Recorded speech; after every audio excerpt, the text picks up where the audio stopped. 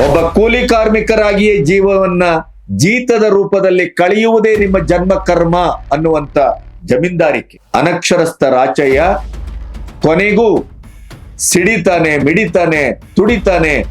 ಇಡೀ ಸಮಾಜಕ್ಕೆ ದನಿ ಇಲ್ಲದ, ಬದುಕಿಲ್ಲದ, ಸ್ವಾಯತ್ತೆ ಇಲ್ಲದ ಒಂದು ಸಮಾಜಕ್ಕೆ ಕಣ್ಣಾಗ್ತಾನೆ, ಬೆನ್ನೆಲುಬಾಗ್ತಾನೆ, ನಾಯಕನಾಗ್ತಾನೆ. ರಾಜ್ ಬಿ ಶೆಟ್ಟಿ ಆಂಟಿ ಒಂದು ಹೀರೋ ಆಗಿ ದಕ್ಕುವ ಬಗೆ ಹೇಗೆ ಅನ್ನುವ ಕುತೂಹಲ ನನ್ನಂತವನಿಗೆ ಇತ್ತು.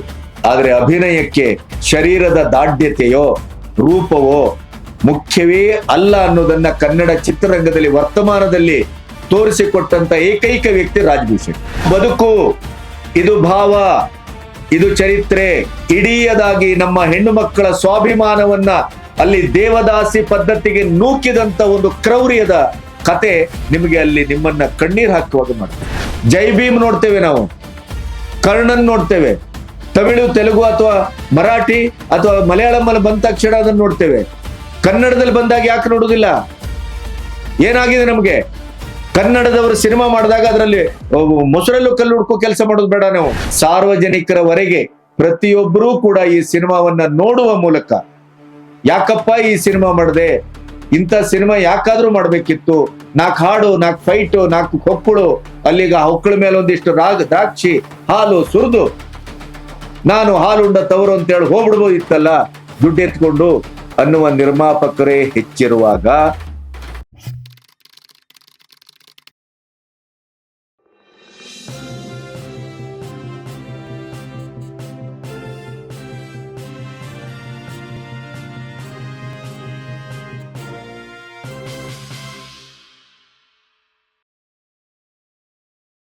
ನಮಸ್ತೆ, ಬಿ ಗಣಪತಿ ಚಾನಲ್ಗೆ ಸ್ವಾಗತ. ಇತ್ತೀಚಿನ ದಿನಗಳಲ್ಲಿ ನನ್ನ ವ್ಯಕ್ತಿಗತವಾದಂತ ಕೆಲವು ತಿರುಗಾಟಗಳು, ಒತ್ತಡಗಳು, ಇದರಿಂದ ನಾನು ಕೆಲವು ಸಿನಿಮಾದ ಬಗ್ಗೆ ಮಾತಾಡುವಾಗ 2 ದಿನದಿಂದ 10-12 ದಿನದವರೆಗೆ ದಾಟ್ತಾ ಇದೆ. ಒಂದು ಅರ್ಥದಲ್ಲಿ ಅದು ಸರಿಯಾದ ಸಮಯವೇನೋ ಅಂತಲೂ ಅನಿಸ್ತಾ ಇದೆ ಕೆಲವು ಸಾರಿ. ಯಾಕೆಂತಂದ್ರೆ ಕನ್ನಡದ ಸಿನಿಮಾ ಅದು ಜನಪ್ರಿಯತೆಯ ನೆಲೆಯನ್ನ ಕಚ್ಚಿಕೊಳ್ಬೇಕು ಅಂತಾದ್ರೆ ಓವರ್ ನೈಟ್ ಆದದ್ದು ಉಂಟು. ಕೆಲವು ಸಿನಿಮಾ 8-10 ದಿನ ಡೆಫಿಶಿಟ್ ಅಲ್ಲಿ ಓಡಿ ಕೊನೆಗೆ ಇತಿಹಾಸವನ್ನ ನಿರ್ಮಾಣ ಮಾಡಿದ್ದನ್ನು ನಾವು ಕಂಡಿದ್ದೀವಿ. ಲ್ಯಾಂಡ್ ಲಾರ್ಡ್ ಸಿನಿಮಾ ದರೆಯ ದೊರೆ, ಜಮೀನ್ದಾರ ಇತ್ಯಾದಿ ಶಾಬ್ದಿಕವಾಗಿ ಕರೆಯಬಹುದಾದ ಮತ್ತು ಒಂದು ರೀತಿಯ ಲ್ಯಾಂಡ್ ಲಾರ್ಡ್ ಅನ್ನುವಂತ ಸಿನಿಮಾದ ಹೆಸರೇ ಅದು ಬೇರೆಯೇ ಒಂದು ಗತ್ತು, ಗಾಂಭೀರ್ಯ ಮತ್ತು ಅಸಹಾಯಕತೆಯ ಉಪಮೆಯಾಗೂ ನಮಗೆ ಕಾಣುತ್ತದೆ, ರೂಪಕವಾಗೂ ಕಾಣುತ್ತೆ ಮತ್ತು ಒಂದು ಕಾಲಘಟ್ಟದ ಬದುಕಿನ ಪ್ರಾತಿನಿಧಿಕ ಸ್ವರೂಪವಾಗಿಯೂ ಕೂಡ ಕಾಣುತ್ತೆ. ಇವೆಲ್ಲದಕ್ಕಿಂತ ಮುಖ್ಯವಾಗಿ ರಚಿತಾರಾಮನಂತ, ದುನಿಯಾ ವಿಜಯ್ ಅಂತ, ವಿಜಯ್ ಕುಮಾರ್, ಹಾಗೆ ಅವರ ಮಗಳು, ಮೊದಲ ಮಗಳು ರಿತನ್ಯ, ಅವಳ ಅರಂಗ್ರೇಟಂ ಸಿನಿಮಾ ಇದು. ಮೊದಲ ಹೆಜ್ಜೆಯನ್ನ ಇಡಲಿಕ್ಕೆ ಬಳಸಿಕೊಂಡಂತ ಒಂದು ಸಿನಿಮಾ. ಇಂಥ ಸಿನಿಮಾ ಒಂದು ಕಮರ್ಷಿಯಲ್ ಬ್ಯಾಕ್ ಡ್ರಾಪ್ ಅಲ್ಲಿ ಬಂದ್ರೂ ಕೂಡ ಅದರ ಧ್ವನಿಪೂರ್ಣವಾದಂತ ಕತೆ, ಅತ್ಯಂತ ವೈಶಿಷ್ಟ್ಯಪೂರ್ಣವಾದಂತ ನಿರೂಪಣೆ, ಮತ್ತೆ ಒಂದು 70 ಅಥವಾ 80ರ ದಶಕವನ್ನ ಯಾವಾಗ ಟೆನೆನ್ಸಿ ಬಂತು, ಆ ಟೆನೆನ್ಸಿ ಬಂದಾಗ ಜಮೀನ್ದಾರರ ಇಡೀ ಐತಿಹಾಸಿಕವಾದಂತ ಬಂಧ ಒಡೆಯಿತು. ಬೆವರಿನ ಶ್ರಮದ ಶ್ರಮಿಕರ ಸಾಂಸ್ಕೃತಿಕ ಪರಂಪರೆಗೆ ಒಂದು ನೆಲೆಯ ಮೌಲ್ಯ ದಕ್ಕಿತು. ಆ ದಕ್ಕುವ ಮತ್ತು ದಕ್ಕದಿರುವ ಮಧ್ಯದ ಒಂದು ಸ್ಥಿತಿಯನ್ನ ಈ ಸಿನಿಮಾ ಹೇಳುತ್ತೆ. ದೇವರಾಜ್ ಅರಸು ಅಂತವರು ಒಬ್ಬ ಚಾರಿತ್ರಿಕವಾದಂತ ರಿಫಾರ್ಮರ್ ಆಗಿ ಕರ್ನಾಟಕದ ನೆಲದಲ್ಲಿ ಯಾಕೆ ಕಾಣಿಸಿಕೊಂಡ್ರು? ಅದೊಂದು ಐತಿಹಾಸಿಕ ಘಟನೆ ಯಾಕಾಯ್ತು? ಇಡೀ ದೇಶವೇ ತಿರುಗಿ ನೋಡುವಂತ ಒಂದು ಹೆಜ್ಜೆಯನ್ನ ದೇವರಾಜ ಅರಸು ಅವರು ಉಳುವವನೇ ಹೊಲದೊಡೆಯ ಅನ್ನುವಂಥ ಆ ಒಂದು ಕಾಯ್ದೆಯನ್ನ ತಂದಾಗ ಆದಂತ ಪರಿಣಾಮ ಏನು ಅನ್ನೋದನ್ನ ಇವತ್ತಿಗೂ ನಾವು ಚರ್ಚಿಸ್ತೇವಲ್ಲ. ಅದು ಯಾಕೆ, ಹೇಗೆ, ಅದರ ದಳ್ಳುರಿ ಏನು, ಅದರ ನೋವೇನು, ಒಂದು ತಳ ಸಮುದಾಯದ ಇಡೀಯದಾದಂಥ ಆತ್ಮವಿಶ್ವಾಸದ ಹರಣದ ಚರಿತ್ರೆ ಅಂದ್ರೆ ಅದು ಎಂಥ ಬೆಂಕಿಯ ಉಂಡೆ, ಅದು ಎದೆಯನ್ನ ನಡುಗಿಸುವ ಕಥನ, ಇಡೀ ಭಾವನಾತ್ಮಕವಾಗಿ ನಮ್ಮನ್ನ ಕರಗಿಸುವ ಕಥನ, ಅದರ ಆಳದ ಜ್ವಾಲೆಯ ಬಿಸಿ ಏನು, ಇವೆಲ್ಲವನ್ನ ನೀವು ನೋಡ್ಬೇಕೇನೋ, ಇತಿಹಾಸವನ್ನೊಮ್ಮೆ ತಿರುಗಿ ಕಾಣ್ಬೇಕೇನೋ, ಆ ಕಂಡು ಅದರ ಇಡೀಯದಾದ ಜಳಕ್ಕೆ ಮೈ ಮನಸ್ಸನ್ನ ಒಡ್ಬೇಕೇನೋ, ದಯವಿಟ್ಟು ಲ್ಯಾಂಡ್ ಲಾರ್ಡ್ ಸಿನಿಮಾವನ್ನ ನೋಡಿ. ಆ ಸಿನಿಮಾದ ಪ್ರಚಾರಕ್ಕಲ್ಲ, ನಾನು ಪ್ರಚಾರ ಮಾಡೋದಿದ್ರೆ ಇಷ್ಟು ದಿನ ಕಾಯ್ತಿರ್ಲಿಲ್ಲ. ಈ ಸಿನಿಮಾದ ಕಲಾತ್ಮಕತೆಯ ಬಗ್ಗೆ ಮಾತಾಡಬೇಕು, ಅದರ ಧ್ವನಿಪೂರ್ಣತೆಯ ಬಗ್ಗೆ ಮಾತಾಡಬೇಕು, ಆ ಇಡೀ ಸಿನಿಮಾದ ಭಾವನಾತ್ಮಕವಾಗಿ ನಿಮ್ಮನ್ನ ಆವರಿಸಿಕೊಳ್ಳುವ ಪಾತ್ರಧಾರಿಗಳ ಜೀವಂತಿಕೆಯ ಅಭಿವ್ಯಕ್ತಿಯ ಬಗ್ಗೆ ಮಾತಾಡಬೇಕು. ಕಂಟೆಂಟ್ ಅಂತ ಬೀದಿಯಲ್ಲೆಲ್ಲ ಮಾತಾಡುವ ಮಟ್ಟಕ್ಕೆ ಕಂಟೆಂಟ್ ಓರಿಯೆಂಟೆಡ್ ಸಿನಿಮಾ ಕನ್ನಡದಲ್ಲಿ ಇಲ್ಲ, ಕನ್ನಡದಲ್ಲಿ ಬರ್ತಾ ಇಲ್ಲ. ತಮಿಳಿನಲ್ಲಿ ಬರುತ್ತೆ, ಮಲಯಾಳಂನಲ್ಲಿ ಬರುತ್ತೆ, ಮರಾಠಿಯಲ್ಲಿ ಬರುತ್ತೆ, ಒಂದು ಪುಟ್ಟ ಭಾಷೆ ಓರಿಯಾದಲ್ಲೂ ಬರುತ್ತೆ ಅಂತ ಹೇಳುವ ನಮ್ಮಂಥವರಿಗೂ ನಿಮ್ಮಂಥವರಿಗೂ ಎಲ್ಲರಿಗೂ ಏಕಕಾಲದಲ್ಲಿ ಕಥೆ ಅಂದ್ರೆ ಏನು, ಕಥನ ಅಂದ್ರೆ ಏನು, ಪಾತ್ರದ ಚಿತ್ರಣ ಅಂದ್ರೆ ಏನು, ವಿತೌಟ್ ಮೇಕಪ್ ದುನಿಯಾ ವಿಜಿ, ರಕ್ಷಿತರಾಮ್, ಯಾರೆಲ್ಲ ಇದ್ದಾರೆ ಇದರಲ್ಲಿ, ಉಮಾಶ್ರೀ, ಬಹಳ ದೊಡ್ಡ ತಾರಾಗಣ. ಇದರಲ್ಲಿ ಮೇಕಪ್ ಇಲ್ಲದೇನೆ 80%ಕ್ಕೂ ಹೆಚ್ಚು ಪಾತ್ರಗಳು ಕೆಲಸ ಮಾಡ್ತವೆ. ರಚಿತಾರಾಮ್ ತನ್ನ ಇಡೀ ಸೌಂದರ್ಯವನ್ನ, ತನ್ನ ಗ್ಲಾಮರ್ ಅನ್ನ, ತನ್ನ ಒಂದು ಇಡೀಯದಾದಂತ ಪಾತ್ರದ ವೈಖರಿಯೇ ಒಂದು ಬೆಳ್ಳುಮುಗಿಲು ನಮಗೆ ಕಣ್ಣೆದುರು ಅನಾವರಣಗೊಂಡಂತ ಒಂದು ದಿವ್ಯವಾದಂತ ಒಂದು ಸುಖಾನುಭವದ ಹುಡುಗಿ ಅದು. ಅಂತ ಒಬ್ಬ ಕಲಾವಿದೆ ಇಲ್ಲಿ ನಟಿಯಾಗಿ ಕಾಣೋದಿಲ್ಲ, ನಮ್ಗೆ ಕಲಾವಿದೆಯಾಗಿ ಕಾಣ್ತಾಳೆ. ಉಮಾಶ್ರೀ ಅಂತ ಒಂದು ಭೀಷಣವಾದ ಪ್ರತಿಭೆ ಅದು. ಉಮಾಶ್ರೀಗೆ ಉಮಾಶ್ರೀಯವರೇ ಸಾಟಿ. ಉಮಾಶ್ರೀಯವರಂತ ಒಂದು ಪಾತ್ರವನ್ನ ಚಿತ್ರಿಸುವ, ಪಾತ್ರವನ್ನ ಅನುಭವಿಸುವ, ತನ್ನ ಅನುಭವದ ಜನ್ಯತೆಯನ್ನ ನೋಡುಗರಿಗೂ ಆ ಸ್ಪಂದನದ ಸುಖವನ್ನ ಹಂಚುವ ಇನ್ನೊಬ್ಬ ಕಲಾವಿದೆ ಬಹುಶಃ ಭಾರತೀಯ ಚಿತ್ರರಂಗದಲ್ಲಿ ಇಲ್ಲ. ಬಹಳ ಕಡಿಮೆ ಸೀನ್ಗಳಿದೆ, ಆದ್ರೆ ಆ ಸೀನು ಯಾವ ಲೆವೆಲ್ಗಿದೆ ಅಂತಂದ್ರೆ ಉಮಾಶ್ರೀ ಅವರನ್ನ ಮತ್ತೆ ಮತ್ತೆ ನೀವು ಮನನ ಮಾಡ್ತೀರಿ. ಒಂದು ಭೂದೊರೆಯ ಕತೆ, ಇನ್ನೊಬ್ಬ ಭೂದೊರೆ ಆಗಬೇಕು ಅನ್ನುವ ಕನಸಿನ ಕತೆ, ಜಮೀನ್ದಾರಿಕೆಯ ಇಡೀಯದಾದಂತ ಒಂದು ದಳ್ಳುರಿಯ ದಾರುಣತೆಯ ಆ ಜಳಕ್ಕೆ ಸಿಲುಕಿ ಒಂದು ತಳ ಸಮುದಾಯ, ಗ್ರಾಮೀಣ ಬದುಕು, ಗ್ರಾಮೀಣ ಪರಿಸರ, ಅನಕ್ಷರಸ್ಥ ಒಂದು ಚರಿತ್ರೆ, ಎಂಥ ಒಂದು ನೋವು, ನುರಿ, ಅತ್ಯಾಚಾರ, ಅನಾಚಾರ,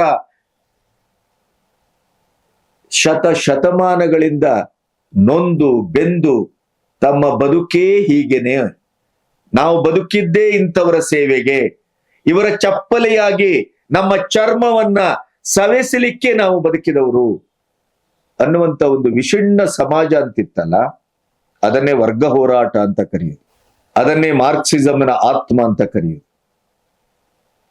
ಅದನ್ನೇ ತರತಮ ಸಮಾಜ ಅಂತ ಕರೆಯುವುದು. ಅಲ್ಲಿ ಜಾತಿ, ಧರ್ಮ, ಅಲ್ಲಿ ಪದ್ಧತಿ, ಅಲ್ಲಿ ಅನಕ್ಷರತೆ, ಸಂವಿಧಾನ, ಪ್ರಜಾಪ್ರಭುತ್ವ, ಆಡಳಿತ, ಇವೆಲ್ಲವನ್ನ ಆಪೋಷಣ ತೆಗೆದುಕೊಂಡು ತನ್ನ ಜಮೀನ್ದಾರಿಕೆಯ ಗತ್ತು ಗಾಂಭೀರ್ಯ, ತನ್ನ ಇಡೀ ಪರಂಪರೆಗೆ ಒಂದು ಜನಾಂಗವನ್ನೇ ಆಹುತಿ ತೆಗೆದುಕೊಳ್ಳುವಂತ ಒಂದು ಸಮಾಜ ಇತ್ತಲ್ಲ, ಅದರ ಇಡೀಯದಾದಂತ ಹಸಿಯಾದಂತ ಚಿತ್ರಣವನ್ನ ನೀವು ನೋಡಬೇಕು ಅಂತಾದ್ರೆ ಲ್ಯಾಂಡ್ ಲಾರ್ಡ್ ಸಿನಿಮಾವನ್ನ ನೋಡ್ಬೇಕು. ಲ್ಯಾಂಡ್ ಲಾರ್ಡ್ ಸಿನಿಮಾ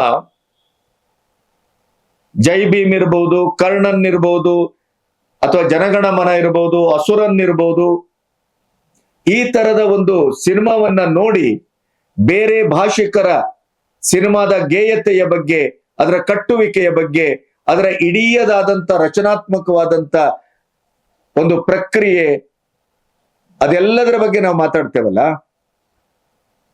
ಒಂದು ಸಿನಿಮಾ ಅಂದ್ರೆ ಹೇಗಿರ್ಬೇಕು, ಒಂದು ಸಿನಿಮಾಕ್ಕೆ ಕತೆ ಸಮಾಜದ ಹೊಕ್ಕುಳಿಂದ, ಬದುಕಿನ ಹೊಕ್ಕುಳಿಂದ, ಚರಿತ್ರೆಯ ಹೊಕ್ಕುಳಿಂದ, ಈ ಮಣ್ಣಿನ ನಾಭಿಯಿಂದ ಹೇಗೆ ಅದನ್ನ ನಾವು ಸ್ವೀಕರಿಸಬಹುದು, ಸ್ವೀಕರಿಸಿದ ಕಥೆಯನ್ನ ಹೇಗೆ ಅದನ್ನ ಇಡೀಯದಾಗಿ ಒಂದು ಚಿತ್ರವಾಗಿ, ಪಾತ್ರವಾಗಿ, ನಿರೂಪಣೆಯಾಗಿ, ದೃಶ್ಯವಾಗಿ, ಸಂಭಾಷಣೆಯ ರೂಪದಲ್ಲಿ ಕಟ್ಟಬಹುದು ಅಂತೇನು ವ್ಯಾಖ್ಯಾನಿಸ್ತೇವಲ್ಲ, ಆ ವ್ಯಾಖ್ಯಾನದ ಇಡೀಯದಾದಂಥ ಸಂಸ್ಕರಣದ ಸಾಂಸ್ಕೃತಿಕ ಒಂದು ನೆಲೆಗಟ್ಟಿನಲ್ಲಿ ಇವತ್ತಿನ ಕಾಲದ ಸಿನಿಮಾದ ಆಧುನಿಕತೆಯ, ತಂತ್ರಜ್ಞತೆಯ ಎಲ್ಲವನ್ನ ಬಳಸಿಕೊಂಡು ಒಂದು ಕಲಾಕೃತಿಯಾಗಿಯೂ, ಒಂದು ಕಮರ್ಷಿಯಲ್ ಆದಂಥ ಸಾರ್ವತ್ರಿಕವಾಗಿ ಮುಟ್ಟುವ ಒಂದು ಮಾಸ್, ಈ ಎರಡನ್ನು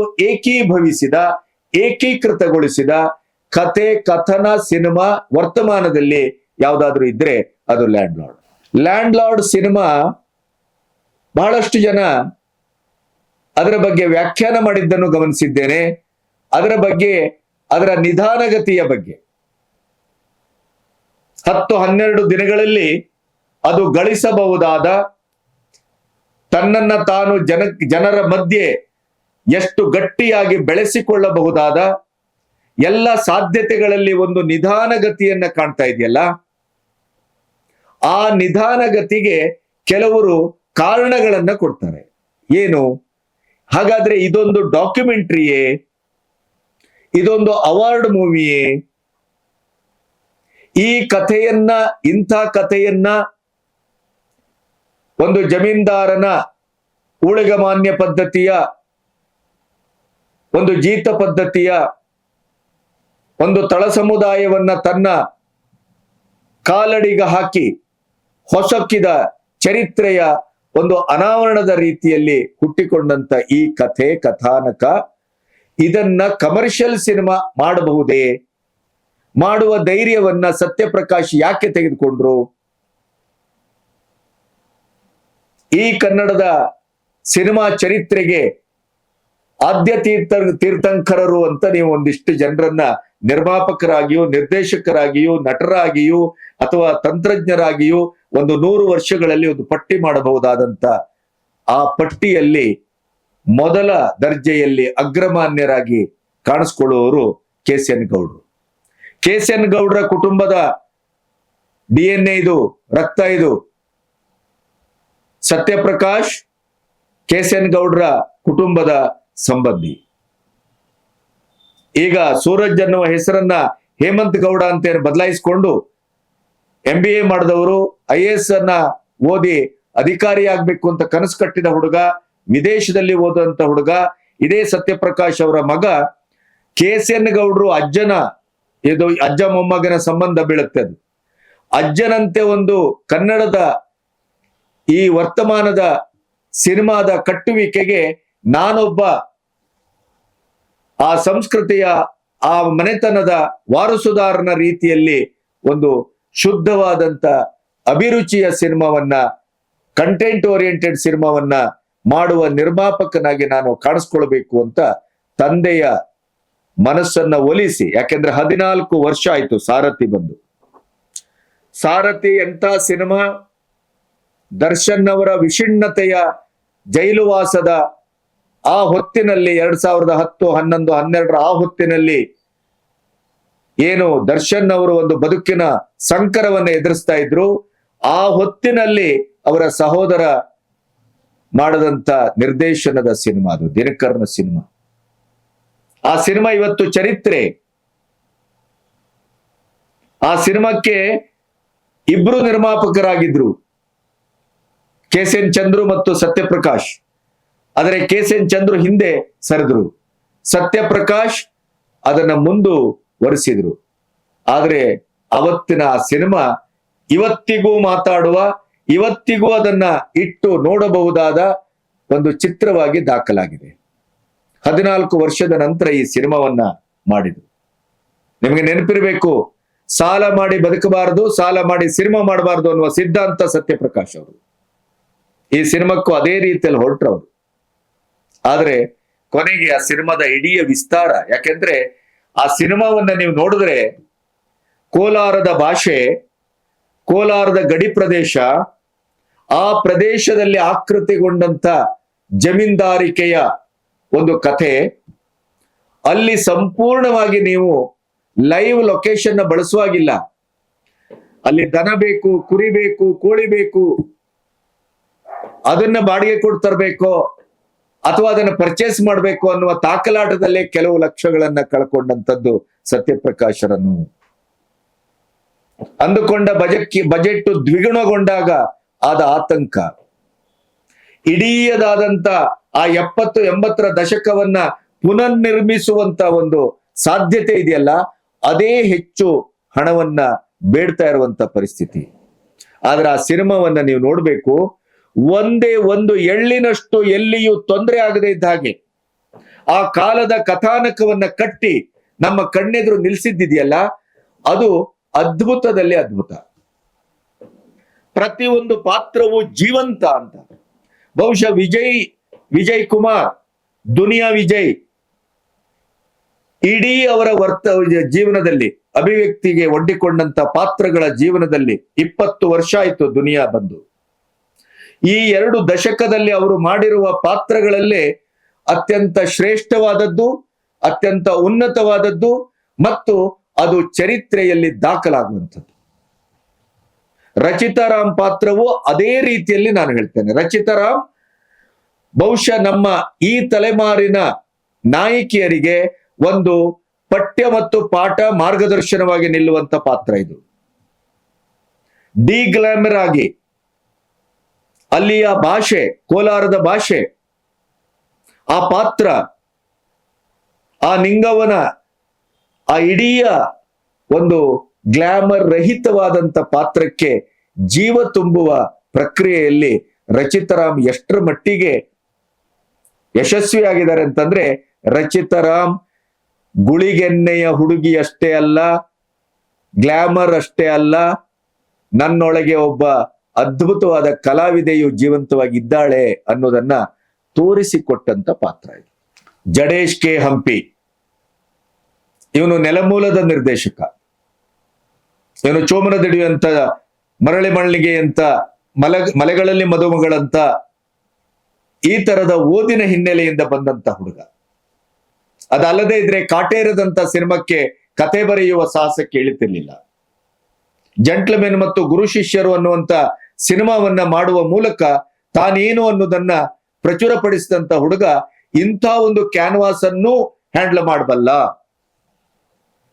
100 ಪಾತ್ರಗಳು, ಒಂದು ಕಾಲದ ಕತೆ, ಮತ್ತೆ ಆ ಪಾತ್ರದ ಏರಿಳಿತಗಳು ಹೇಗೆ. ರಾಚಯ್ಯ, ಕೊಡಲಿ ರಾಚಯ್ಯ ಅನ್ನುವುದು ಯಾಕೆ ಅನ್ನೋದೇ ಕಥೆಯ ಆತ್ಮ. ರಾಚಯ್ಯನ ಬೇರೆ ಬೇರೆ ಶೇಡ್ಗಳು, ವಿದ್ಯೆಯ ನಿರಾಕರಣೆ, ಸ್ವಾಭಿಮಾನದ ನಿರಾಕರಣೆ, ಅಸ್ತಿತ್ವದ ನಿರಾಕರಣೆ, 1-2 ಎಕರೆ ಜಮೀನಿನ ಒಡೆಯನಾಗಬೇಕು ಅನ್ನುವುದಕ್ಕಾಗಿ ತಲೆಮಾರುಗಳನ್ನ ಕಳೆದುಕೊಳ್ಳುವಂತ ದುಸ್ಥಿತಿ. ಉಮಾಶ್ರೀ ಅಂತ ಒಂದು ತಾಯಿ ತನ್ನ ಮಗನಿಗೆ, ನೀನು ಒಂದು ಭೂಮಿಯನ್ನ ಪಡೆಬೇಕು, ಆ ಭೂಮಿಯನ್ನು ಉತ್ತಬೇಕು, ನೀನೊಬ್ಬ ರೈತನಾಗಬೇಕು, ಇಲ್ಲದೆ ಇದ್ರೆ ನಿನಗೆ ನನ್ನ ಪ್ರೀತಿಯೂ ಇಲ್ಲ, ಮಾತು ಇಲ್ಲ, ಸಖ್ಯವೂ ಇಲ್ಲ ಅನ್ನುವಂತ ಸವಾಲು. ಒಬ್ಬ ಕೂಲಿ ಕಾರ್ಮಿಕರಾಗಿಯೇ ಜೀವವನ್ನ ಜೀತದ ರೂಪದಲ್ಲಿ ಕಳೆಯುವುದೇ ನಿಮ್ಮ ಜನ್ಮ ಕರ್ಮ ಅನ್ನುವಂತ ಜಮೀನ್ದಾರಿಕೆ. ಅನಕ್ಷರಸ್ಥ ರಾಚಯ್ಯ ಕೊನೆಗೂ ಸಿಡಿತಾನೆ, ಮಿಡಿತಾನೆ, ತುಡಿತಾನೆ. ಇಡೀ ಸಮಾಜಕ್ಕೆ ದನಿ ಇಲ್ಲದ, ಬದುಕಿಲ್ಲದ, ಸ್ವಾಯತ್ತೆ ಇಲ್ಲದ ಒಂದು ಸಮಾಜಕ್ಕೆ ಕಣ್ಣಾಗ್ತಾನೆ, ಬೆನ್ನೆಲುಬಾಗ್ತಾನೆ, ನಾಯಕನಾಗ್ತಾನೆ. ಅದ್ರ ಒಳಗಿನ ನರಳುವಿಕೆ, ಅದನ್ನ ಕಣ್ಣಿಗೆ ಕಟ್ಟು ಹಾಗೆ ಚಿತ್ರಿಸಿದ್ದಾರೆ. ಪಿಜ್ಜಾ ತಿನ್ನುವಂತ ಇವತ್ತಿನ ಕಾಲಮಾನದಲ್ಲಿ ನಮ್ಮ ಬದುಕಿನ ಬೆನ್ನನ್ನ, ನಮ್ಮ ಬದುಕಿನ ಹಿನ್ನೆಲೆಯನ್ನ ಮತ್ತು ಇವತ್ತಿಗೂ ಭಾರತದ ನೆಲದಲ್ಲಿ ಇರಬಹುದಾದಂತ ಜಮೀನ್ದಾರಿಕೆಯ ದಳ್ಳುರಿತನವನ್ನ ನೀವು ನೋಡ್ಬೇಕು ಅಂತಾದ್ರೆ ಈ ಸಿನಿಮಾವನ್ನ ನೋಡ್ಬೇಕು. ಆರ್ಟ್ ಸಿನಿಮಾ ಅಲ್ಲ, ಡಾಕ್ಯುಮೆಂಟರಿ ಅಲ್ಲ. ಇಂಥ ಕಥೆಯನ್ನು ವಿಜಯನಂತ, ರಚಿತಾರಾಮನಂತ ಅಥವಾ ನಮ್ಮ ರಾಜು ಬಿ ಶೆಟ್ಟಿ ಅಂತ ಅವರು, ಉಮಾಶ್ರೀ ಅಂತವರು, ರಚಿತಾರಾಮ್ ಮಿತ್ರ ಮೊದಲ ಬಾರಿಗೆ ಬಿಳಿಗಡ್ಡವನ್ನ ಬಿಟ್ಟು ಒಂದು ಅಪರೂಪದ ಪಾತ್ರವನ್ನ ಮಾಡಿದ್ದಾರೆ. ಪ್ರತಿ ಪಾತ್ರ ಜೀವಂತ, ಪ್ರತಿ ಪಾತ್ರ ಹೃದಯಂಗಮ. ಇಲ್ಲಿಯ ಸಂಭಾಷಣೆ ಅದು ಎಷ್ಟು ಚೆನ್ನಾಗಿದೆ ಅಂತಂದ್ರೆ ಆ ಮಾಸ್ತಿ ಅಷ್ಟು ಅದ್ಭುತವಾದಂತ ಸಂಭಾಷಣೆಯನ್ನು ಬರೆದಿದ್ದಾರೆ. ಇನ್ನು ಅಜನೀಶ್ ಲೋಕೇಶ್ BGM ಇಂದ ಹಿಡಿದು ಒಂದ್ 2-3 ಹಾಡಿಂದ ಹಿಡಿದು ಪ್ರತಿ ಒಂದು ಕ್ಷಣದಲ್ಲೂ ನಮ್ಮನ್ನ ಆಳ್ತಾ ಹೋಗ್ತಾರೆ. ರಚಿತಾರಾಮ್ ಮತ್ತು ವಿಜಯ್ ಅವರ ಎಂಟ್ರಿಯಲ್ಲಿ ಒಂದು ಸಾಂಗ್ ಬರುತ್ತೆ. ಅವರ ಮುದವಾದ, ಹದವಾದ, ರೊಮ್ಯಾಂಟಿಕ್ ಆದ ಆ ಬಡತನದ ಮಧ್ಯೆಯೂ ಪ್ರೀತಿಯೇ ನಮ್ಮ ಭಾಗ್ಯ, ದೂರದ ಬೆಟ್ಟ ನಿಮ್ಗಿದೆಯಲ್ಲ, ರಾಜ್ಕುಮಾರ್ ಮತ್ತು ಭಾರತಿಯವರ ಬಹಳ ಫೇಮಸ್ ಹಾಡು. ಪ್ರೀತಿಯೇ ದೇವರು, ಪ್ರೀತಿಯೇ ನಮ್ಮ ಬದುಕು ಅನ್ನುವಂತ ಹಾಡಿದೆಯಲ್ಲ, ಅದಕ್ಕೆ ಪೂರಕವಾದಂತ ಒಂದು ಹಾಡು. ಆ ಹಾಡಿನ ಚಿತ್ರಣ, ಆ ಹಾಡು ನಿಮಗೆ ಕೊಡುವಂತ ಸುಖಾನುಭವ, ರೋಮಾಂಚನ, ಮತ್ತು ಅದರಲ್ಲಿ ರಚಿತಾರಾಮ್ ಮತ್ತು ಆ ವಿಜಯ್ ಅವರ ಕೆಮಿಸ್ಟ್ರಿ, ಅದು ಇಡೀ ಸಿನಿಮಾದ ಒಂದು ಆಧಾರ ಸ್ತಂಭ ಮತ್ತು ಅದೊಂದು ಕ್ಯಾನ್ವಾಸ್.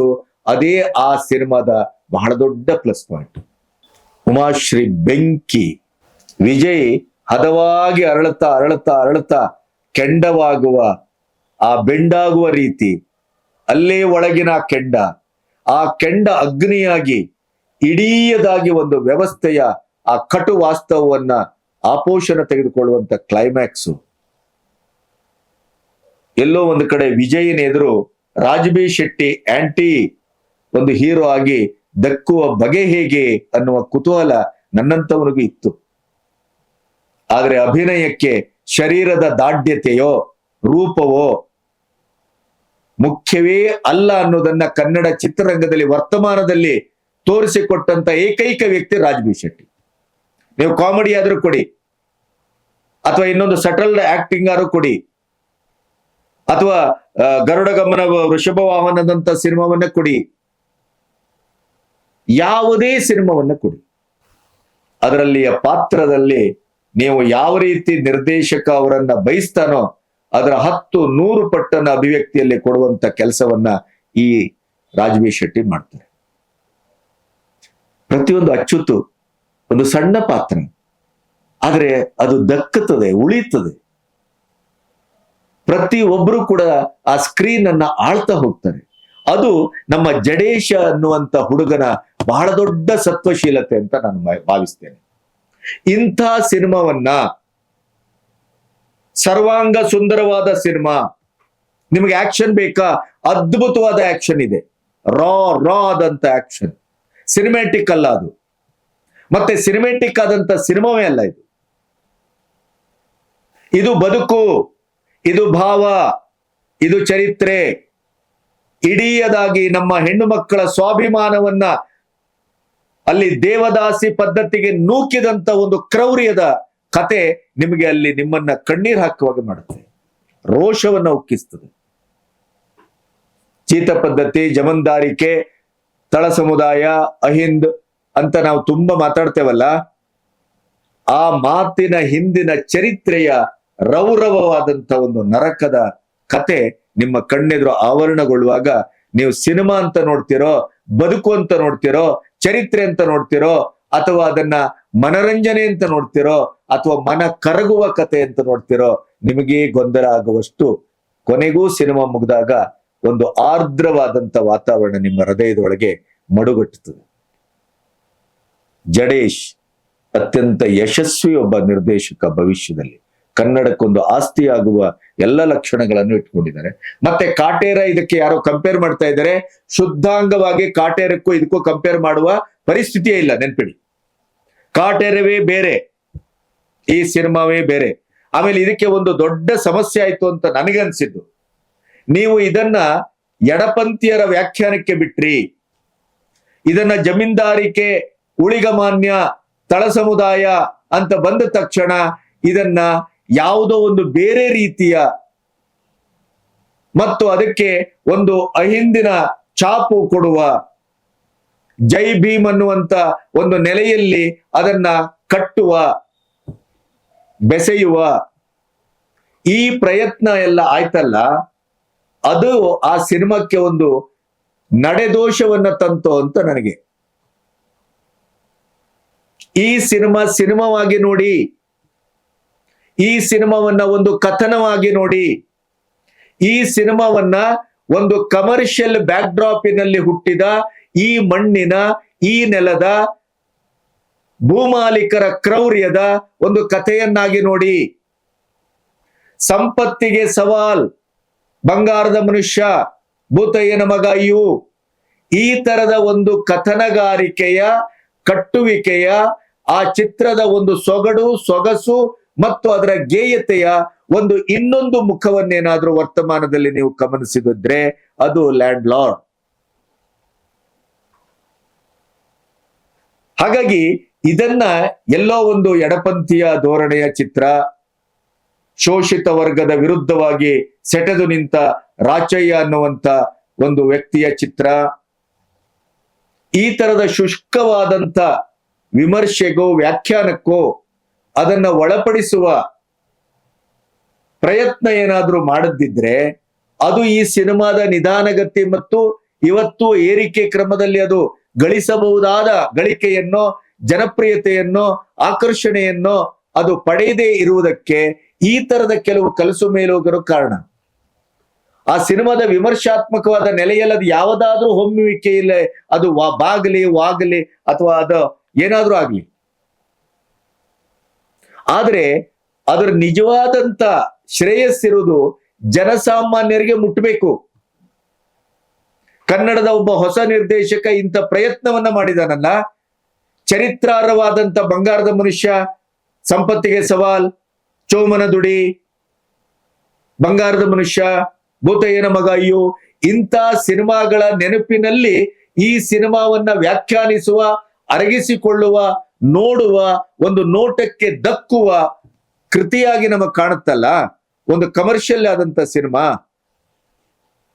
ಅದು ಜಡೇಶನಂತ ನಿರ್ದೇಶಕರ ಮತ್ತು ಸತ್ಯಪ್ರಕಾಶ್ ಅಂತ ಸದಭಿರುಚಿಯ ಅವರ ಮಗ ಹೇಮಂತ್ ಗೌಡನಂತ ಒಬ್ಬ ಹೊಸ ತಲೆಮಾರು ಕೂಡ ಈ ಸಿನಿಮಾವನ್ನ ಮಾಡಬೇಕು, ಇದಕ್ಕೊಂದು ಅಂದುಕೊಂಡಕ್ಕಿಂತ ಬಜೆಟ್ ದ್ವಿಗುಣಗೊಂಡ್ರು, ಕೊನೆಗೆ 5 ಕೋಟಿ ಸಾಲ ಮಾಡಿಯು, ತನ್ನ ಸ್ವಂತ ಜಮೀನನ್ನೇ ಮಾರಿಯು, ಜಮೀನಿಗಾಗಿ ತನ್ನ ಇಡೀ ಜೀವನದುದ್ದಕ್ಕೂ ಹೋರಾಟ ಮಾಡುವ ಒಂದು ರಾಚಯ್ಯನ ಕಥೆಯನ್ನ ಇಟ್ಕೊಂಡು ಜಮೀನ್ದಾರರ ವಿರುದ್ಧ ಸೆಟೆದು ನಿಲ್ಲುವ ಸಂವಿಧಾನವನ್ನ, ಪ್ರಜಾಪ್ರಭುತ್ವವನ್ನ, ಸ್ವಾಭಿಮಾನವನ್ನ, ಸ್ವಾಯತ್ತೆಯನ್ನ, ತಮ್ಮ ಹೆಣ್ಣುಮಕ್ಕಳಿಗೆ ಅಕ್ಷರ ಕ್ರಾಂತಿಯ ಮೂಲಕ ಇಡೀ ಬದುಕನ್ನ ಕಟ್ಟಿಕೊಡುವುದೇ ಆತ್ಯಂತಿಕವಾದಂತ ಒಂದು ಕ್ರಾಂತಿ ಅಂತ ಬಯಸುವ ಅನಕ್ಷರಸ್ಥ ಒಬ್ಬ ಕೊಡಲಿ ರಾಚಯ್ಯನ ಕಥೆಯನ್ನ ಇಟ್ಕೊಂಡು ಸಿನಿಮಾ ಮಾಡಿ ಸಾರ್ವತ್ರಿಕವಾಗಿ ಅದನ್ನ ಗೆಲ್ಲಿಕ್ಕೆ ಹೊರಟಿದಾರಲ್ಲ, ಅದು ನಿಜವಾದ ಸಿನಿಮಾ ಕೃಷಿಯ ಬಹಳ ದೊಡ್ಡ ಕೊಡುಗೆ ಮತ್ತು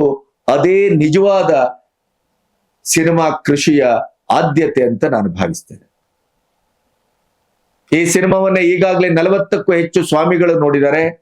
ಆ ಸ್ವಾಮೀಜಿಗಳು ಈ ಸಿನಿಮಾವನ್ನ ನೋಡ್ಬೇಕು ಅಂತ ಅವರದೇ ಆದಂತ ಮಿತಿಯಲ್ಲಿ ಅವರು ಅದನ್ನ ಹಂಚ್ತಾ ಇದ್ದಾರೆ. ರಾಜ್ಯ ಸರ್ಕಾರ ನಾನಿವತ್ತು ಮಾತಾಡುವ ಹೊತ್ತಿಗೆ 100% ರಿಯಾಯಿತಿಯನ್ನ ಘೋಷಿಸಿದೆ.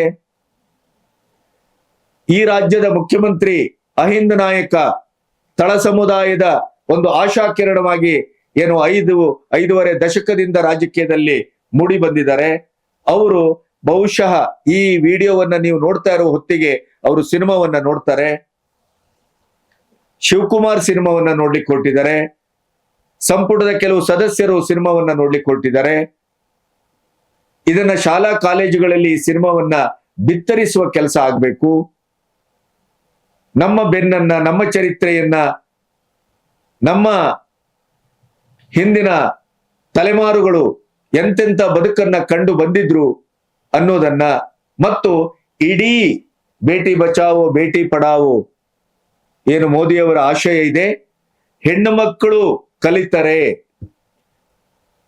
ಒಂದು ಹೆಣ್ಣು ಕಲಿತರೆ ಇಡೀ ಚರಿತ್ರೆಯ ಬದಲಾಗತ್ತೆ, ಜನಾಂಗದ ನೆಲೆ ಬದಲಾಗತ್ತೆ. ಅವರ ಇಡೀಯದಾದ ದಾಸ ಪದ್ಧತಿಗೆ ಅಥವಾ ದಾಸ್ಯದ ಆ ಸಂಕೋಲೆಯಿಂದ ಬಿಡಿಸ್ಕೊಳ್ಳಿಕ್ಕೆ, ದೇವದಾಸಿ ಸಂಕೋಲೆಯಿಂದ ಬಿಡಿಸ್ಕೊಳ್ಳಿಕ್ಕೆ ಕೊನೆಗೂ ಬೇಕಾದ ಅಸ್ತ್ರ ಏನು ಅಂತಂದ್ರೆ ಅದು ಶಿಕ್ಷಣ, ಅಕ್ಷರ. ರಿತನ್ಯ ವಿಜಯ್ ಅವರ ಹಿರಿಯ ಮಗಳು ಮೊದಲ ಒಂದು ಪ್ರಯತ್ನ, ಮೊದಲ ಚಿತ್ರ ಅಪ್ಪನೊಟ್ಟಿಗೆ, ರಚಿತಾರಾಮ್ರೊಟ್ಟಿಗೆ, ಅಲ್ಲಿ ಉಮಾಶ್ರೀ ಅಂತವರೊಟ್ಟಿಗೆ ಅಥವಾ ರಾಜಬಿ ಶೆಟ್ಟಿ ಅಂತವರೊಟ್ಟಿಗೆ, ಇನ್ನು ಹಲವಾರು ಘಟಾನುಘಟಿ ನಟರೊಟ್ಟಿಗೆ ತನ್ನ ಅಭಿವ್ಯಕ್ತಿಯ ಶ್ರೇಷ್ಠತೆಯನ್ನ ಇದೆಯಲ್ಲ, ಅದು ಅವಳ ಮುಂದಿನ ಒಂದು ಕಲಾವಿದೆಯಾಗಿ ರೂಪುಗೊಳ್ತಾಳೆ ಅನ್ನೋದಕ್ಕೆ ಅದು ಸಾಕ್ಷಿ ಪ್ರಜ್ಞೆ. ಬಹಳ ಅದ್ಭುತವಾಗಿ ಮಾಡಿದ್ದಾಳೆ. ಈ ಇಡೀ ಸಿನಿಮಾ ನಿಮಗೆ ಕುಟುಂಬ ಸಹಿತವಾಗಿ ನೋಡುವ ಸಿನಿಮಾ, ಕುಟುಂಬ ರಹಿತವಾಗಿ ಅಲ್ಲ. ಸಮುದಾಯ ನೋಡ್ಬೇಕು, ಸಮಾಜ ನೋಡ್ಬೇಕು, ಇಡೀಯದಾಗಿ ಈ ಸಿನಿಮಾವನ್ನ ಗೆಲ್ಲಿಸ್ಬೇಕು. ಯಾಕೆಂತಂದ್ರೆ ಈ ಸಿನಿಮಾ ನಿರ್ದೇಶಕ ಕನ್ನಡದ ನೋಟೆಡ್ ಮಹಾನ್ ನಿರ್ಮಾಪಕರು ಅಂತ ಕರೆಸ್ಕೊಂಡವ್ರು ಯಾರೆಲ್ಲ ಇದ್ದಾರೋ ಅವರ ಮನೆ ಮತ್ತು ಆಫೀಸಿನ ಹೊಸ್ತಿಲನ್ನ ತುಳಿದು ಚಪ್ಪಲಿ ಸವೆಸಿ ಆಮೇಲೆ ಸತ್ಯಪ್ರಕಾಶ್ ಅವರೊಟ್ಟಿಗೆ ಬಂದದ್ದು. ಸತ್ಯಪ್ರಕಾಶ್ ಕೂಡ ಇದನ್ನ ಬೇಕೋ ಬೇಡವೋ ಅಂತ ಹೇಳಿದಾಗ ಮಗ ಬುದ್ಧಿವಂತ, ಕನಸುಗಾರ, ವಿದ್ಯಾವಂತ, ತಾನು ಸಿನಿಮಾ ಇಂಡಸ್ಟ್ರಿಗೆ ಒಂದು ಸದಭಿರುಚಿಯ ನಿರ್ಮಾಪಕನಾಗಿ ನಿಲ್ಲಬೇಕು ಅಂತ ಹೊರಟ ಹುಡುಗ. ಆ ಹುಡುಗನ ಒತ್ತಾಸೆಗೆ ನಿಮ್ಮ ಹತ್ರ ಕಾರ್ ಕೇಳಲಿಲ್ಲ ಅಥವಾ ಬಂಗ್ಲೆ ಕೇಳಲಿಲ್ಲ ಅಥವಾ ನಾನು ಇನ್ನೊಂದು ಕೇಳಲಿಲ್ಲ, ನಾನೊಂದು ಒಳ್ಳೆ ಸಿನಿಮಾ ಮಾಡ್ತೇನೆ, ನನ್ನ ಬೆನ್ನಿಗೆ ನಿಲ್ಲಿ ಅಪ್ಪ ಅಂತ ಹೇಳಿದಂತ ಹುಡುಗನ ಮಾತಿಗೆ ಬೆಲೆ ಕೊಟ್ಟು ಸತ್ಯಪ್ರಕಾಶ್ ನೆಲವನ್ನು, ನೆಲೆಯನ್ನು, ಭವಿಷ್ಯವನ್ನು, ವ್ಯವಹಾರವನ್ನು ಪಣಕ್ಕೆ ಇಟ್ಟು ಈ ಸಿನಿಮಾವನ್ನ ಮಾಡಿದ್ದು. ಹಾಗಾಗಿ ನಾವು ಕನ್ನಡಿಗರಾದಂತ, ಸೂಕ್ಷ್ಮ ಸಂವೇದಿ ಪ್ರೇಕ್ಷಕರಾದಂತ ನಾವು ಒಳ್ಳೆ ಸಿನಿಮಾ ಕನ್ನಡದಲ್ಲಿ ಬರುವುದಿಲ್ಲ ಅಂತ ಪರಿತಪಿಸುವ ಬದಲು ಒಳ್ಳೆ ಸಿನಿಮಾ ಬಂದಾಗ ಅದನ್ನ ನೋಡುವ ಮೂಲಕ ಸದಭಿರುಚಿ ನಿರ್ಮಾಪಕರ ಅಥವಾ ಅವರ ತಂಡವನ್ನ ಗೆಲ್ಲಿಸುವ ಮೂಲಕ, ಈಗ ವಿಜಯ್ನಂತವನಿಗೆ ಈ ಡಿ ಗ್ಲಾಮರ್ ಆದಂತ ಸೋಷಿಯಲ್ ಮೆಸೇಜ್ ಇರುವಂತ ಸಿನಿಮಾ ಮಾಡಬೇಕಾದ ಅನಿವಾರ್ಯತೆ ಇಲ್ಲ. ಆದ್ರೆ ಭೀಮಾ ಸಿನಿಮಾದಲ್ಲಿ ಡ್ರಗ್ಸ್ ಮಾಫಿಯಾ ವಿರುದ್ಧ ಅವನು ಹೋರಾಡಿದ್ರೆ, ಇಲ್ಲಿ ಲ್ಯಾಂಡ್ ಮಾಫಿಯಾದ್ರ ವಿರುದ್ಧ ಹೋರಾಡುವಂತ ಒಬ್ಬ ನಾಯಕನಾಗಿ ಸಿನಿಮಾ ಮಾಡ್ತಾನೆ. ಅಂದ್ರೆ ಒಂದು ನಾಯಕನಿಗಿರುವ ಸಾಮಾಜಿಕ ಪ್ರಜ್ಞೆ ಮತ್ತು ಬದ್ಧತೆಯನ್ನು ತೋರಿಸ್ತದೆ, ಇನ್ಕ್ಲೂಡಿಂಗ್ ರಚಿತಾರಾಮ್ ಅಥವಾ ಉಮಾಶ್ರೀ ಎಲ್ಲರಿಗೂ ಕೂಡ. ಅದನ್ನೆಲ್ಲ ನಾವು ಪ್ರೋತ್ಸಾಹ ಮಾಡಬೇಕು. ಒಂದು ಸಿನಿಮಾ ಅಂತಂದಾಗ ಹೊಡೆ ಬಡಿ ಕಡಿ ಗ್ಲಾಮರು, ಏನೋ ಕ್ಲೈಮ್ಯಾಕ್ಸು, ಮಧ್ಯದಲ್ಲಿ ಸ್ಲೋ, ಡ್ರ್ಯಾಗು, ಈ ಶಬ್ದಗಳನ್ನೆಲ್ಲ ಬಳಸಿ ನಾವು ವಿಮರ್ಶಕರು ಅದನ್ನು ಮಾಡಬೇಕಾಗಿಲ್ಲ. ಕೊನೆಗೂ ಒಂದು ಸಿನಿಮಾ ಮಾಡಬೇಕಾದ್ದೇನು? ಕಥೆಯ ಮೂಲಕ, ಕಥನದ ಮೂಲಕ, ಕಥನಗಾರಿಕೆಯ ಮೂಲಕ, ಆ ಇಡೀ ಸಿನಿಮಾವನ್ನ ಕಟ್ಟುಕೊಡುವಂತ ಒಂದು ದೃಶ್ಯ ರೂಪಕದ ಮೂಲಕ, ಅಲ್ಲಿ ಆಕೃತಿಗೊಳ್ಳುವ ಪಾತ್ರಗಳು ಎಷ್ಟು ಜೀವಂತವಾಗಿ ನಮ್ಮನ್ನ ಮುಟ್ತವೆ ಅನ್ನುವ ಮೂಲಕ, ಕೊನೆಗೂ ನಾವು ಕೊಟ್ಟ ದುಡ್ಡಿಗೆ ನಮಗೊಂದಿಷ್ಟು ಖುಷಿಯನ್ನು, ದುಃಖವನ್ನು ಅಥವಾ ಒಂದು ಇಡೀ ಸಮಾಜದ ಆ ತಲ್ಲಣವನ್ನು ಏನೋ ಒಂದು ಹರಿಯ ಬಿಡ್ತದಲ್ಲ, ಮುಟ್ಟಿಸ್ತದಲ್ಲ. ಆ ಮುಟ್ಟಿಸುವ ಮೂಲಕ ನಾವು ಏನೋ ಒಂದು ಧನ್ಯತೆಯನ್ನೋ, ಖುಷಿಯನ್ನೋ, ಡಿಸ್ಟರ್ಬೆನ್ಸ್ ಅನ್ನೋ ಏನೋ ಒಂದು ಆಗ್ತೇವಲ್ಲ, ಅದು ಸಿನಿಮಾದ ಗೇಯತೆ, ಅದು ಸಿನಿಮಾದ ಲಕ್ಷಣ, ಅದು ಸಿನಿಮಾದ ಗೆಲುವು. ಜೈ ಭೀಮ್ ನೋಡ್ತೇವೆ ನಾವು, ಕರ್ಣನ್ ನೋಡ್ತೇವೆ, ತಮಿಳು, ತೆಲುಗು ಅಥವಾ ಮರಾಠಿ ಅಥವಾ ಮಲಯಾಳಂ ಅಲ್ಲಿ ಬಂದ ತಕ್ಷಣ ಅದನ್ನು ನೋಡ್ತೇವೆ. ಕನ್ನಡದಲ್ಲಿ ಬಂದಾಗ ಯಾಕೆ ನೋಡುವುದಿಲ್ಲ? ಏನಾಗಿದೆ ನಮಗೆ? ಕನ್ನಡದವರು ಸಿನಿಮಾ ಮಾಡಿದಾಗ ಅದರಲ್ಲಿ ಮೊಸರಲ್ಲೂ ಕಲ್ಲು ಹುಡ್ಕೋ ಕೆಲಸ ಮಾಡೋದು ಬೇಡ, ನಾವು ಚಿತ್ರಾನ್ವೇಷಣೆ ಮಾಡೋದು ಬೇಕಾಗಿಲ್ಲ. ಆ ಸಿನಿಮಾ, ಅದರ ಪ್ರಯತ್ನ, ಆ ಸಿನಿಮಾದ ಕಂಟೆಂಟು, ಆ ಸಿನಿಮಾವನ್ನ ಕೊಟ್ಟ ರೀತಿ, ಅದನ್ನು ಯೋಚನೆ ಮಾಡೋಣ. ಹಾಗಾಗಿ ಈ ಲ್ಯಾಂಡ್ ಲಾರ್ಡ್ ಸಿನಿಮಾ ವರ್ತಮಾನದ ಅತ್ಯುತ್ತಮ ಸಿನಿಮಾ. ಲ್ಯಾಂಡ್ ಲಾರ್ಡ್ ಸಿನಿಮಾ ವರ್ತಮಾನದಲ್ಲಿ ಕನ್ನಡದ ಒಂದು ಸೃಜನಾತ್ಮಕ ಶ್ರೇಷ್ಠತೆಯನ್ನ ದಾಖಲಿಸುವ ಸಿನಿಮಾ. ಲ್ಯಾಂಡ್ ಲಾರ್ಡ್ ಸಿನಿಮಾ ಕನ್ನಡದ ಕಂಟೆಂಟ್ ಓರಿಯೆಂಟೆಡ್ ಆದಂತ ಸಿನಿಮಾ ಮತ್ತು ಇಂಥ ಕಥೆಯನ್ನು ಒಂದು ಡಾಕ್ಯುಮೆಂಟರಿ ಆಗಬಹುದಾದ, ಒಂದು ಸರ್ಕಾರದ ಎಲ್ಲಾ ಸೌಲಭ್ಯಗಳನ್ನು ಪಡ್ಕೊಂಡು ಪ್ರಶಸ್ತಿಯನ್ನು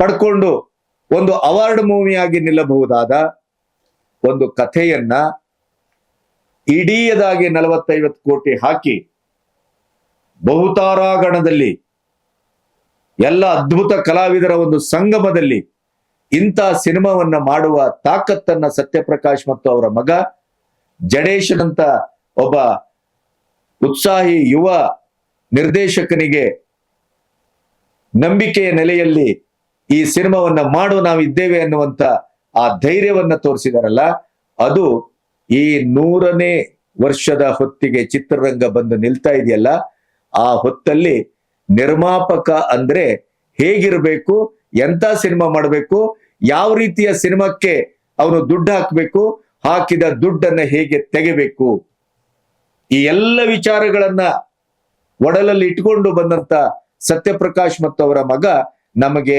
ಅತ್ಯಂತ ಮುಖ್ಯವಾಗಬೇಕು, ಅವರ ಬೆನ್ನಿಂದೆ ನಿಲ್ಲಬೇಕು, ಅಂತ ನಿರ್ಮಾಪಕರ ಸಂತತಿ ವೃದ್ಧಿಯಾಗಬೇಕು ಮತ್ತು ಅದು ನಾಳೆಯನ್ನ ಕಟ್ಟಲಿಕ್ಕೆ ಅವರಿಂದ ಮಾತ್ರ ಸಾಧ್ಯ.